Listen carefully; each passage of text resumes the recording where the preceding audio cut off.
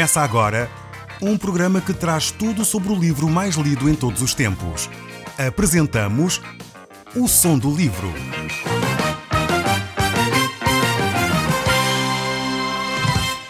Seja muito bem-vindo. Neste podcast vai encontrar o livro mais conhecido e lido em todo o mundo. Vamos levá-lo numa viagem pela história da humanidade. Este é um audiolivro para si, para a sua família e sociedade em geral.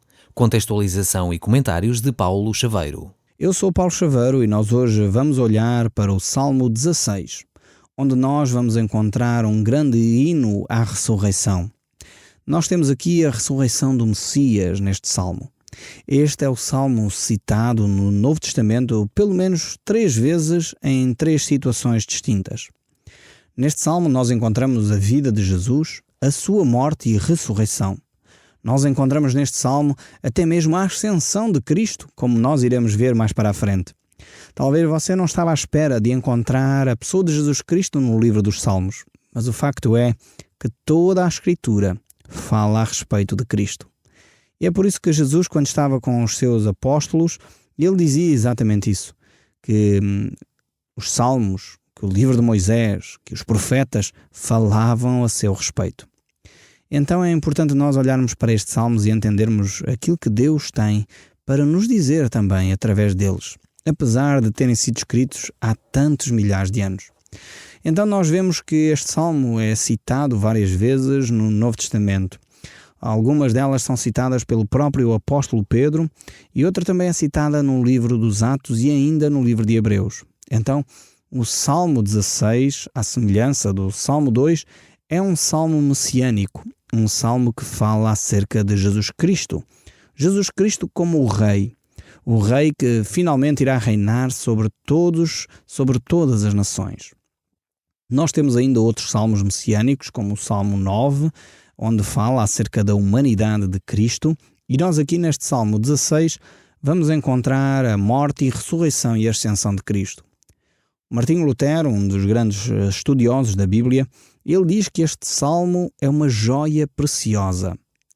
E Davi aqui efetivamente vai manifestar isso, vai mostrar que esta joia é fundamental. Ele diz assim, o verso 1 do capítulo 16 do livro dos Salmos: Guarda-me, ó Deus, porque em ti me refugio. Estas palavras aqui revelam a voz do nosso Senhor Jesus Cristo quando ele disse que veio para fazer a vontade do Pai e rendeu-se por completo à vontade do Pai. Aliás, Jesus, no capítulo 4 do Evangelho de São João, dizia que a vontade do Pai, o seu comer, o seu beber, é fazer a vontade do Pai. Então isto era a vida de Jesus Cristo. Isto era o mais importante para a pessoa de Jesus Cristo. Por isso ele poderia também declarar que o Senhor é o seu refúgio. Continua então Jesus a falar e ele diz no Evangelho de São João, no capítulo 17, que este aspecto é estendido também a nós, de que facto nós podemos aguardar em Deus, pedir a Deus que seja o nosso refúgio. Ele diz, estais no mundo, mas não sois do mundo. E ele ainda nessa oração, Jesus, que ele faz ao Pai, diz, não peço que os tires do mundo, mas que os livres do mal. Então, nós podemos fazer de alguma forma esta oração que Davi fez, que era da pessoa de Jesus Cristo, também nossa própria oração, aguardando em Deus, pois Ele é o nosso refúgio.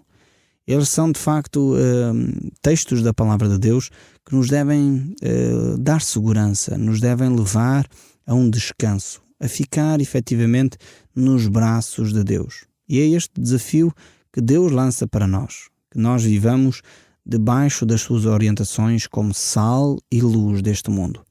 Não como pessoas que passam indiferente pelas situações, não, mas como pessoas que têm uma missão a cumprir neste mundo. Pessoas que sabem o que estão cá a fazer, que andam cá para glorificar o nome de Deus. Para Davi, estas pessoas a quem ele se refere como sendo essas pessoas, como sendo santos, que tinham valor, efetivamente. E ele dizia, são eles os notáveis, nos quais tenho todo o meu prazer. Davi percebia que aquelas pessoas que se refugiam em Deus são pessoas notáveis, não são covardes, não são medrosos, não. São pessoas efetivamente que sabem o valor que têm, são pessoas que reconhecem quem são, sabem a sua finitude e as suas limitações, mas também sabem que necessitam profundamente de Deus para a sua vida. E ele dizia que estes eram os notáveis, eram pessoas notáveis, as pessoas que reconheciam Deus na sua própria vida. Mas o texto bíblico prossegue a dizer no verso 4: muitos serão as penas dos que trocam o Senhor por outros deuses. Não oferecerei as suas ilibações de sangue, nem os meus lábios não pronunciarão os seus nomes. Davi aqui estava muito consciente daquilo que é a escolha das pessoas. Uma pessoa se escolhe servir a outro Deus que não o Senhor, e efetivamente irá sofrer. Eu tenho notado que efetivamente os cristãos também têm problemas, como é óbvio. Mas muitas vezes eu tenho usado esta imagem. Se tivermos de comparar as situações que um cristão vive com as situações daqueles que não têm Deus como seu Senhor, a diferença seria como comparar o Monte Everest com a Serra de Sintra, por exemplo. Porque efetivamente são tão diferentes que quase é impossível comparar. Enquanto a Serra de Sintra tem meia dúzia de metros de altura, enfim, 500 ou 600 metros de altura, o Monte Everest tem 8.000 e tal metros de altura. Os problemas entre um cristão e aqueles que não seguem a Deus são tão diferentes como o Monte Everest da Serra de Sintra. E, efetivamente, vale a pena caminhar nos caminhos do Senhor. Deus, efetivamente, está ao lado daqueles que são os seus filhos. E é isso que Deus, de alguma forma, quer transmitir também. No tempo de Davi haviam muitos deuses que exerciam muita influência sobre o povo. E, de alguma forma, essa influência levava o povo à idolatria. E, realmente, Davi clama dizendo que não era positivo o povo viver dessa forma. Seguir o Deus Baal ou o Deus Dagon ou um outro Deus que existia naquela altura, efetivamente levava o povo a afastar-se de Deus. Isso trazia consequências terríveis para a vida do povo. Assim como hoje, quando as pessoas colocam no lugar de Deus qualquer imagem, qualquer outra coisa como o dinheiro ou a família ou outra coisa qualquer, ou a religião até, efetivamente elas estão a idolatrar essas coisas. E precisamos de ter atenção. Deus tem de ter um lugar único e exclusivo na nossa vida. Precisamos de entender que vale a pena olhar e ter essa comunhão com Deus. E realmente isso trará uma grande diferença à nossa própria vida. Mas o verso 5 deste salmo ainda prossegue a dizer: o Senhor é a porção da minha herança e do meu cálice. Tu és o arrimo da minha sorte. Como era bom que nós tivéssemos a herança certa. Muitas vezes as pessoas degladeiam-se, muitas vezes até as pessoas se matam umas às outras por causa das riquezas, por causa das heranças. Às vezes por causa de meio metro de terra, porque era de um irmão e eu fiquei com este meio metro, isto é meu, e alguns puxam de armas e tiram a vida a outra pessoa por uma herança. Realmente aqui Davi percebia qual era o valor da sua herança. É o Senhor. Esta é a herança mais preciosa que nós alguma vez podemos ter. Eu costumo dizer que eu não tenho bens para deixar aos meus filhos, mas se eu puder deixar valores fundamentais de um relacionamento profundo com Deus, esta é efetivamente a melhor herança que eu posso deixar. Porque, de facto, Deus é eterno. É uma herança preciosa que durará para todo o sempre. Mesmo depois de eu morrer, esta herança irá durar. Elias estava consciente desta herança espiritual que poderia deixar, assim como Eliseu, o seu discípulo. Por isso mesmo, quando Elias subiu ao céu, ele pediu porção dobrada do seu espírito, porque ele tinha consciência que a porção, a sua herança, é efetivamente do Senhor. Ela é uma herança preciosa. É por isso que esta herança também nos deve trazer alegria ao coração. Não é uma herança qualquer. É por isso que os autores das Escrituras, no livro de Neemias, diziam que a alegria do Senhor é a nossa força. Alegrai-vos sempre no Senhor. Outra vez vos digo, alegrai-vos. E isto é uma herança tremenda. Depois aqui temos uma outra ideia, uma outra expressão que é tu és, ó Deus, tu és o arrimo da minha sorte. Esta ideia da palavra arrimo quer dizer proteção, amparo, segurança, apoio. Então, quando lemos aqui arrimo, poderíamos substituir esta palavra por proteção. Deus, tu és a proteção da minha sorte, da minha vida, do meu viver. Muitas pessoas procuram a sorte em muita coisa. Aqui a palavra sorte também tem outro significado. Não tem no sentido de acaso, mas no sentido de que é o meu futuro, no fundo, daquilo que me faz bem. Aqui a palavra sorte tem esse sentido também. Então Deus é a proteção da minha vida. Podíamos traduzir assim esta parte da Bíblia. Então muitas vezes as pessoas dedicam a sua sorte, dedicam a sua vida à religião, dedicam a sua vida aos jogos de sorte e azar, dedicam a sua vida a esforços tremendos, quando na realidade é Deus quem deveria produzir isso em nós. É Deus quem nos dá a proteção. É Deus quem produz a felicidade em nós. É Deus quem nos conduz a um relacionamento profundo de paz, alegria, de amor. E é isso que Deus quer fazer na nossa vida. Então onde é que nós estamos a colocar a nossa atenção? Onde é que nós estamos a colocar o ênfase da nossa vida? É numa religião ou é numa pessoa? É numa religião ou numa relação? Você é que tem que escolher. E se você escolhe, de facto, ter o arrimo da sua sorte numa religião, então você não está a colocar esse arrimo da sua sorte em Deus. É por isso que o salmista dizia: Tu és. Deus, Tu és a minha proteção. Deus, Tu és o centro da minha vida. Deus, Tu és aqueles que me dás orientação, segurança, paz, apoio para o meu ser. Você pode declarar o mesmo que Davi? Eu espero sinceramente que você possa fazer isso. Possa declarar que Deus é o centro da sua vida. O verso 6 deste salmo ainda diz: Caem as divisas em lugares amenos, e muito linda é a minha herança. Ele estava bem consciente de que a sua herança é o Senhor, e isso valia todo aquilo que ele poderia pensar. Bendigo o Senhor que me aconselha, pois até durante a noite o meu coração me ensina. Se por um lado, num salmo anterior, ele falava que o coração de alguma forma era enganoso, não lhe dava orientações, por outro lado agora vemos aqui que o Senhor ensina o seu coração. O seu coração é efetivamente o centro das emoções. Nós sempre usamos esta imagem nessa perspectiva. O centro das emoções. O coração simboliza de alguma forma isso. E então é importante que nós tenhamos sinceridade na forma como nos relacionamos com Deus, na forma como nos aproximamos de Deus. A nossa vida espiritual deve ser sem hipocrisia, deve ser sincera e transparente. E por isso o coração aqui é efetivamente o centro do ensino, o centro das emoções, o centro da verdade. Mas o Salmo 16 não termina aqui. Ele continua a dizer no verso 8: O Senhor tenho sempre à minha presença. Estando Ele à minha direita, não serei abalado. Veja bem aqui como o salmista coloca a sua confiança em Deus. Ele sabe que se Deus estiver do seu lado, de forma alguma ele seria abalado. Assim como o próprio Senhor Jesus Cristo, ele tinha esta profunda convicção de que Deus estava com ele em todos os momentos, mesmo nos momentos que o levaram até à cruz. Mas o verso 9 ainda prossegue: Alegre-se, pois, o meu coração e o meu espírito exulta, até o meu corpo repousará seguro. Muitas vezes as pessoas têm dificuldade em repousar, têm dificuldade em descansar, porque a sua confiança não está em Deus. Hoje vemos um crescendo terrível de venda de ansiolíticos, medicamentos por causa do stress, medicamentos por causa da depressão. Porquê?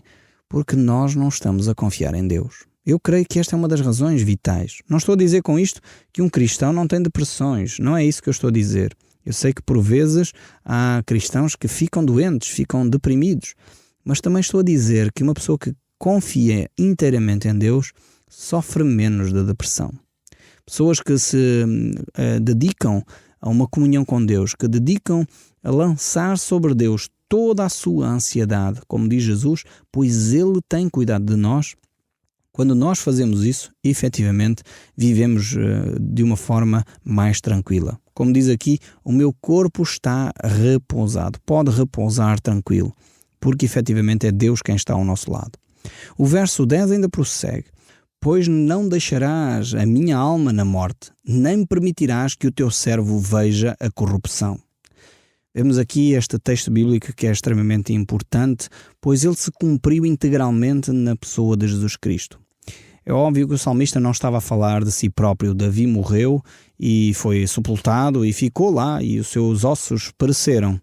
Mas Jesus Cristo efetivamente não ficou mais de 3 dias na sepultura. Por isso, a sua alma não permaneceu na morte, assim como o seu santo não viu a corrupção. O seu corpo não foi degradado, o seu corpo não se corrompeu, não se decompôs. E este salmo falava acerca da ressurreição do nosso Senhor Jesus Cristo, da forma como ele iria deixar a sepultura vazia. E prossegue ainda a dizer: Tu me farás ver os caminhos da vida. Na tua presença há plenitude de alegria. Na tua destra, delícias perpetuamente. Este salmo, mais uma vez, fala de Cristo.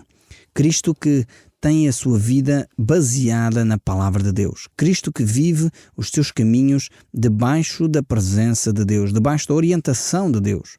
E onde a pessoa está nessa cobertura de Deus, há então plenitude de alegria. Há delícias perpetuamente. Isto aqui nos fala acerca da subida de Cristo aos céus, acerca desse relacionamento eterno que Jesus Cristo tem com o Pai. Foi Jesus que de alguma forma nos abriu essa passagem, esse caminho até ao trono de Deus. E efetivamente todos nós podemos hoje desfrutar dessa alegria que Cristo conquistou através da sua morte e ressurreição, através da sua subida aos céus. E se hoje nós efetivamente podemos ter essa possibilidade, é porque Cristo a adquiriu para cada um de nós. Talvez você está a pensar que não tem paz. Talvez você está a dizer: pois isto é bonito, mas eu não consigo viver isso no meu dia-a-dia. Eu quero dizer que você necessita de convidar Jesus para fazer parte da sua vida. Pois ele foi o único que morreu, ressuscitou ao 3º dia e subiu aos céus para nos dar o exemplo e para nos trazer vida e vida em abundância. Se você não tem essa alegria na sua vida, pode neste momento convidar Jesus Cristo para fazer parte da sua vida. Pode dizer: Senhor, eu quero efetivamente ter uma relação contigo. Eu reconheço que tenho andado a minha vida de costas voltadas para ti. Por isso eu hoje te entrego a minha vida nas tuas mãos, para que tu possas ser o meu Senhor e Salvador, e confesso o meu pecado, ó Deus. Se você fizer esta oração de uma forma sincera, a palavra de Deus nos promete que Deus vem habitar para sempre consigo, vem selá-lo com o seu Espírito Santo, vem estar consigo todos os dias, até à consumação dos séculos. E a palavra de Deus ainda nos promete que o seu pecado será perdoado e o relacionamento com Deus será restabelecido. Se você deseja isso, faça esta oração agora mesmo. E eu gostaria que você, se fez esta oração, nos escrevesse para nós podermos orar por si. Teria todo o gosto em saber dessas notícias, daquilo que Deus está a fazer na sua vida. Deus quer trazer plenitude de alegria para o seu coração. Deus quer trazer o gozo que pode ficar no seu ser de uma forma permanente. E se você fizer esta oração, se você dedicar a sua vida nas mãos de Deus, aquilo que vai acontecer é que Deus derramará no seu coração esta paz. Uma paz de Deus que excede o entendimento, que não se pode esperar vir do mundo, porque o mundo não tem esta paz para dar. Esta paz que excede o entendimento não é uma paz lógica ou compreensiva. Eu tenho assistido a muitas pessoas que estão a viver situações dramáticas, situações terríveis, mas que vivem esta paz de Deus que excede o entendimento. Há algum tempo atrás estava a acompanhar uma família que estava a perder um dos seus filhos com uma doença terrível. E essa família podia expressar nos momentos de grande angústia, nos momentos de grande dificuldade, que sentiam no seu coração a paz de Deus. Isto não quer dizer que a família não estava a sofrer. Isto não quer dizer que a família não estava a ver o seu ente querido a ficar cada vez pior. Isto não estava a querer dizer que as pessoas não estavam a passar por essa prova. É óbvio que sim, mas quer dizer sim que Deus estava também ao seu lado. Deus estava a acompanhar essa família e não a abandonou nos momentos de maior aflição. É por isso que aquele salmo bem bonito que nós citamos já, o Salmo 23, diz: ainda que eu andasse pelo vale da sombra da morte, não temerei mal algum, porque tu estás comigo, a tua vara e o teu cajado me consolam. Vemos que este salmo declara que nós vamos passar por momentos difíceis, mas ao mesmo tempo esse salmo declara que esses momentos difíceis serão passados com Deus ao nosso lado. A sua paz, que excede o entendimento, estará sobre o nosso coração. Então eu espero sinceramente que você possa, a partir de hoje, desfrutar dessa alegria, dessa paz que só Deus pode conceder. Se você realmente convidou este Jesus, este Senhor que não provou a morte, não provou a corrupção, o seu santo não viu de facto a corrupção, pois ressuscitou, se você convidou este Senhor a fazer parte da sua vida, então estas promessas de Deus certamente se cumprirão na sua vida a partir de agora. O Som do Livro, uma produção da Rádio Transmundial de Portugal.